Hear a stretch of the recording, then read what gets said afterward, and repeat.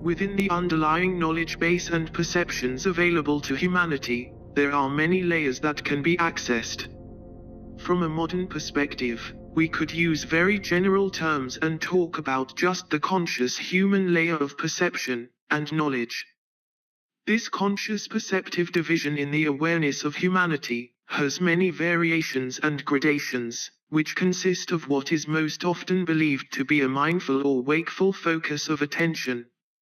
For example, we can consciously make a decision to focus on the past, present or future, and within those degrees of mental action, there can be a vast variance between what we can perceive and claim to know as conscious human beings. But, as many mystics and psychologists have pointed out, this first perceptive layer of humanity is relatively shallow, because it is generally an accepted fact that beneath the conscious, there exists a deeper and much bigger layer, an untapped inner core of awareness, that has been unfortunately termed the subconscious. I say unfortunately, because such terminology implies quite openly that the subconscious is supposedly less conscious, less organized, more primitive somehow. And this is unfortunate really, because this subconscious aspect of humanity is truly a vast place, a massive and seemingly infinite cavern that seldom sees the light of egoistic mindfulness, but that holds within it nevertheless undreamed of secrets that would forever change the conscious ego's conceptions of reality, if they were to ever be fully explored. This subconscious aspect of our possible knowing as human beings can't be accessed easily, in that it is not accessible through what we refer to as conscious control. In order to begin to perceive and understand this inner vastness, this far wiser and far scarier aspect of the human psyche, we need to pay attention to the odd details of our experience and impulsive reactions. We need to do this because the conscious mind, the supposedly awake ego, has barred itself entry into the vast subconscious. The motives as to why the conscious ego has done this are many, and it is for this reason that possible explanations for this are best left for a time when I can dedicate a whole video to this perceptive puzzle.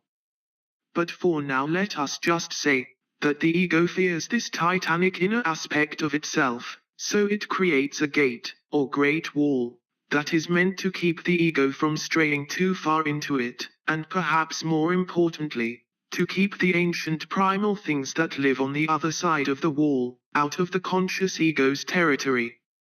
And so, since we have barred ourselves entry, we must explore the geography of the subconscious by either scaling that giant wall, and looking down into that dim and haunting darkness, or we must pay attention to the odd and alien things that are powerful enough to either fly over, or break through the wall we have created. If we pay attention to the things that break through and fly over, which I can tell you from personal experience, is certainly a far less terrifying thing than climbing the wall and looking down, we can actually discover many amazing things. In order to do this, as I have said, we need to follow the odd clues scattered about our conscious perceptions. The psychological techniques of Carl Jung are of great help in this regard, in that they provide a good set of methods to become aware of these odd perceptive clues. These techniques involve the act of looking out for synchronicities, atavistic emotions and images, and mass archetypical projections by the human collective. If we do this, if we pay attention to the many clues that are scattered throughout our world of perceptions, as we are able to perceive them, using our admittedly limited, conscious perceptions and physical senses, we can begin to see sprinkled throughout them certain themes that, when brought together and examined, paint a sometimes chilling picture of what we are really facing out there in the greater cosmos. As an example of one of these possible clues that we can follow, I give you the cube. While the cube as a thing in and of itself might not seem very mysterious, we could say that its geometric perfection does have an intriguing beauty that may indirectly make us think of orderliness, mathematical perfection, and perhaps even a type of cold-blooded superconscious efficiency. This might be the reason why the cube has become sometimes synonymous with a type of door or gate that may allow a cold and darkly efficient force to make its way over to this side of the wall. In this small examination of the archetypical aspects of the cube and the forces that it heralds, I will stick to modern Western pop culture, which I do believe provides some very interesting visuals and metaphorical conceptions. And to do this, let's take a small step back to the 1980s, 1987 to be exact, when Hellraiser the movie, based on the writings of Clive Barker, was released. It was then that we were introduced to the Cenobites, who are a group of trans-dimensional beings, a religious order if you will, that perform ritual forms of sadomasochism on those foolish enough to allow them into this dimension.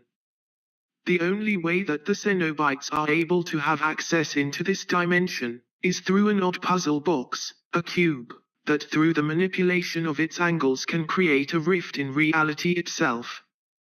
You may ask, why would anyone want to open a trans-dimensional door for such creatures? Why would anyone want to meet these devils, this monastic order of the Gash? Well, because of the infinite pleasures and power that they promise. The Cenobites exist in a world of exactness, a larger, more sensually real dimension where they provide extreme erotic experiences for those that have become bored with this world. Those that have experienced it all, and are looking for the ultimate in carnal indulgence. But such pleasures, such devastatingly powerful indulgences are not free. Never free.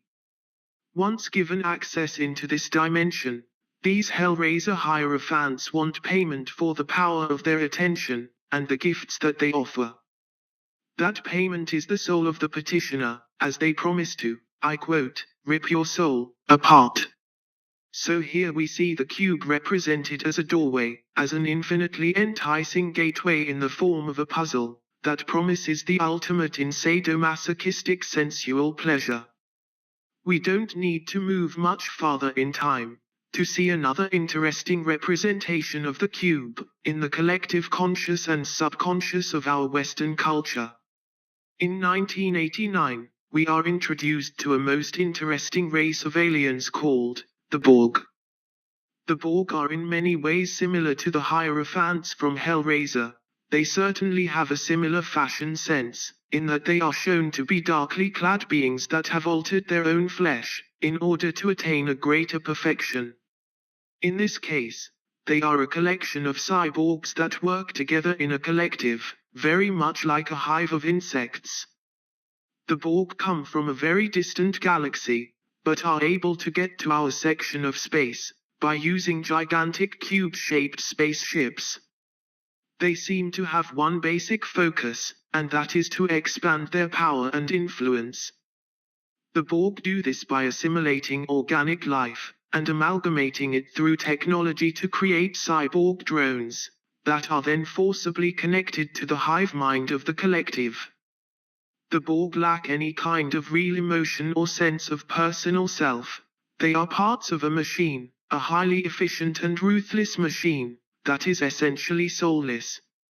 And this for some perhaps, is enticing in its own way, because in such a soulless collective there is no pain, no worry, no fear. There is only the perfection of an existence as a cog, whose only function is to serve the collective whole. The Borg then are also interested in the soul, the energetic engine of humanity, or as they would put it, a person's biological and technological distinctiveness. But unlike the Cenobites that provide enticing gifts, they are only interested in taking a person's existence through force.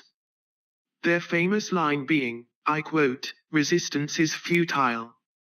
In this case we see the cube as a doorway again. But this time the doorway takes on the form of a spaceship, a vehicle that is able to transcend space, a cube ship that is able to suck out the Borg from the blackness of outer space, and deposit them on our front step. There are a number of other such pop culture television and movie references that I could mention, like Buffy the Vampire Slayer Season 4, Episode 10, called Hush. In this episode, Buffy is forced to deal with paranormal entities referred to as the Gentlemen, who have an interesting resemblance to the Cenobites and the Borg, or what could more classically be referred to as the Men in Black. These beings, the Gentlemen, attack people and make them defenseless by taking away their voices, that they then keep in a box, which of course is a small cube. And thanks to the power of this cube, they are able to invade the not-so-quiet little town of Sunnydale, where they begin to steal people's hearts, which again can be a reference to taking people's souls, emotions, and individuality. Such Cube and Men in Black references are actually quite prolific, if you take the time to look, and they sometimes have a way of extending themselves into other collective motifs, like zombie epidemics for example.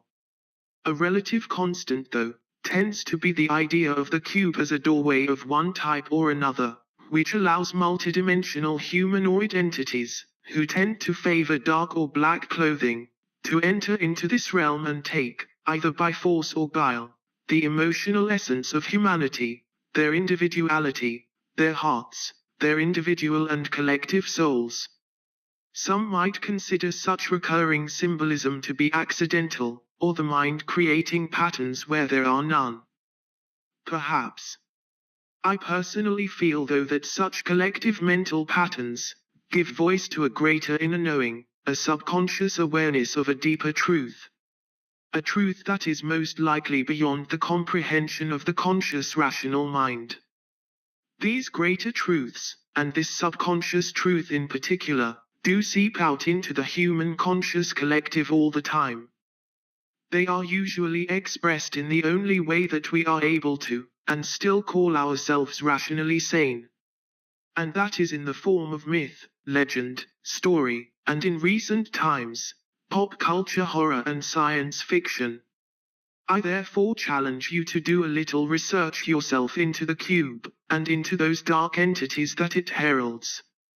You may, for example, if you examine ancient mythology, run into a terrible force referred to as the Great Archon, or the Demiurge, and its archonic host.